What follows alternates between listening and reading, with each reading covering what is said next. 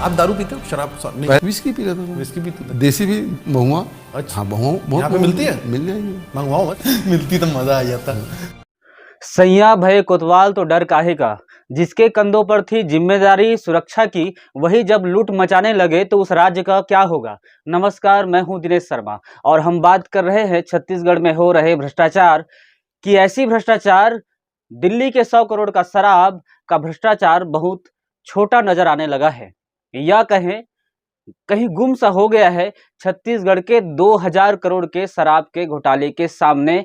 वह मुद्दा, सरकार बनी थी शराबबंदी जैसे वादों पर, और वादों की घोटालों की सरकार आज शराब घोटाले पर फंस गई है। अब मुख्यमंत्री भूपेश बघेल की गिरफ्तारी की मांग उठने लगी है। एक राजनेता सहित कुछ टीवी चैनल ने भी इसकी मांग की है या आशंका जताई है। आइए समझते हैं इस शराब घोटाले को। छत्तीसगढ़ में ईडी ने शराब घोटाले के मामले में बड़ी कार्रवाई की है। रायपुर मेयर का भाई अनवर ढेबर को ईडी ने गिरफ्तार किया है। ईडी ने दावा किया है कि अनवर ढेबर शराब सिंडिकेट का सरगना है।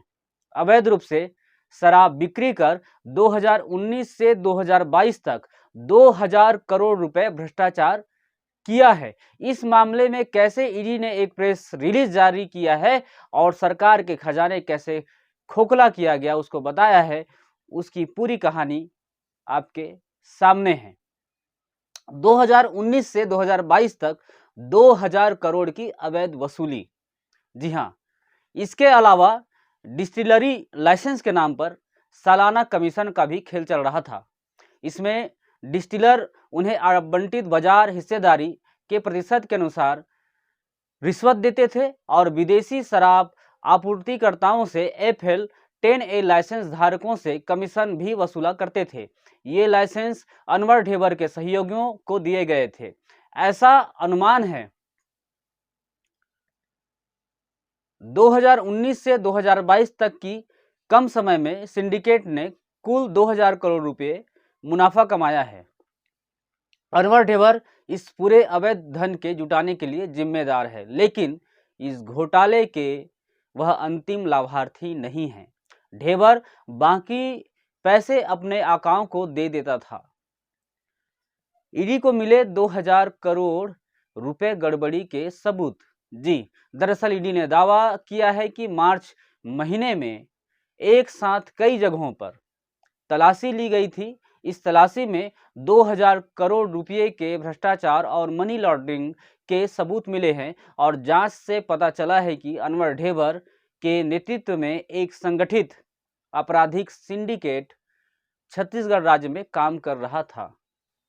अनवर ढेबर एक प्राइवेट कारोबारी है, लेकिन बड़े राजनेताओं और अधिकारियों से उनका संबंध है और वो सबको लेकर के काम कर रहा था।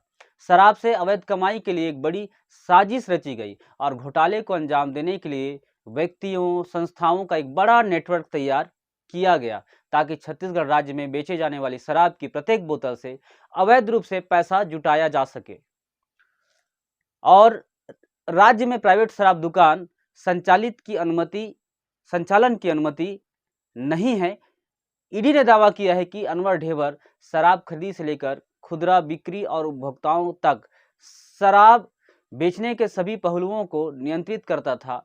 आपको बता दें कि राज्य में किसी निजी शराब दुकान चलाने की अनुमति नहीं है और सभी 800 शराब दुकान राज्य सरकार द्वारा संचालित की जाती है। इसके लिए छत्तीसगढ़ राज्य विपणन निगम लिमिटेड से शराब की खरीदी करती है और छत्तीसगढ़ राज्य विपणन निगम लिमिटेड टेंडर के माध्यम से शराब दुकान चलाती है और बोतल निर्माताओं और होलोग्राम निर्माताओं का चयन करती है।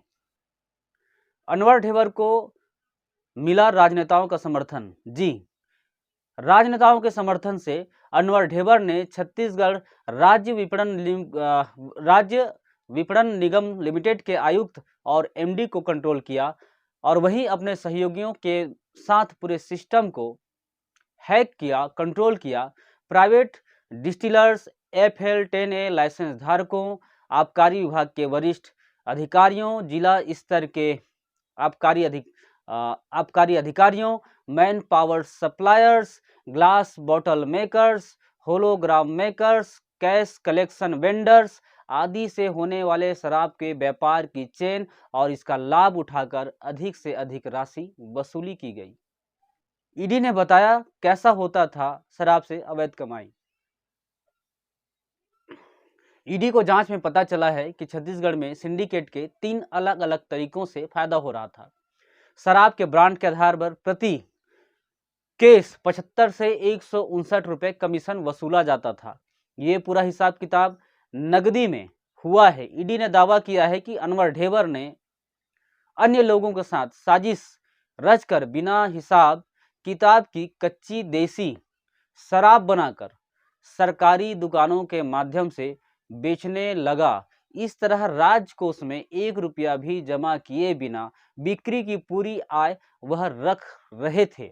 जी, डुप्लीकेट होलोग्राम दिए गए और डुप्लीकेट होलोग्राम नकली बोतलें नगद में खरीदी गई और शराब को डिस्टिलरी से सीधे राज्य के गोदामों से गुजरते हुए दुकानों में ले जाया जाता था।